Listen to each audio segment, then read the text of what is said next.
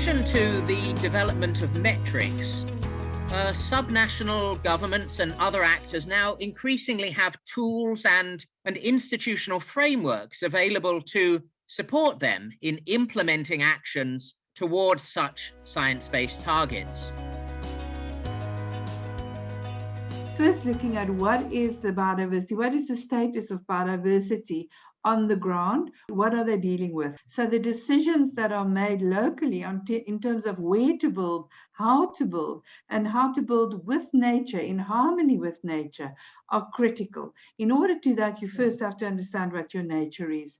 And getting your council approval of your local biodiversity strategy and action plan, or the LBSAPs, as they came to be known, is vital, because to take your politicians alongside with the process ensures that you will get the political buy-in you need as technical teams, but it also ensures that mayors are sensitized to the issues and become global spokespersons for these very important issues around nature in cities. And that again leads to finance, which is number 5 and probably should be number 1 to 5, because without finance we cannot move forward, turning these actions and commitments into tangible projects and benefits. So a lot of you would have known that we've done a systematic conservation plan based on good science. So we work together with our planners, and Atlantis is an area where they want to increase development. So you have incentive schemes. So as part of the incentive scheme is the biodiversity problem, as you say, is taken away, and we are given money to actually buy land. One of the first things that we did in our project was to develop what we call our Urban Nature Atlas. And from this, we can see across 100 cities in Europe that there are lots of different actions being taken where cities are now working with nature. In a sense, it's much more common on the ground than we might think of from the number of cities who've made a public commitment to this.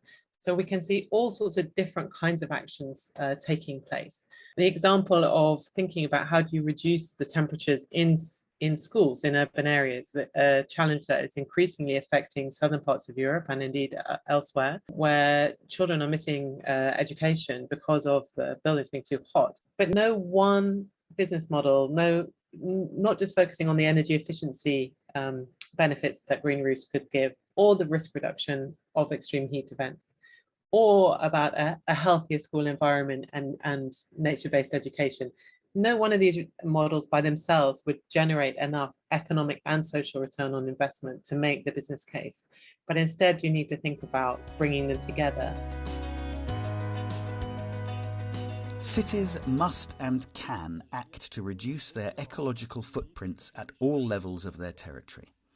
Since 2020, the Eau de Paris Water Authority has implemented a payment for environmental services. This mechanism will help all the farmers who work in the water catchment areas from which the drinking water of the Paris agglomeration comes by paying them to manage their land ecologically. Today, about 50 farmers representing 25,000 hectares are paid to manage these large areas ecologically.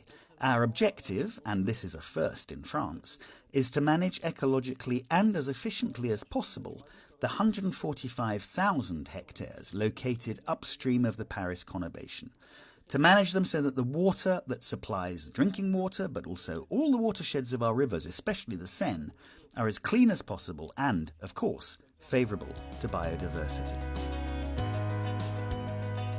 We need to share feedback and identify best practices. It may sound, easy to say, but not so easy to do in practice, finally. So really, we need to focus on this aspect.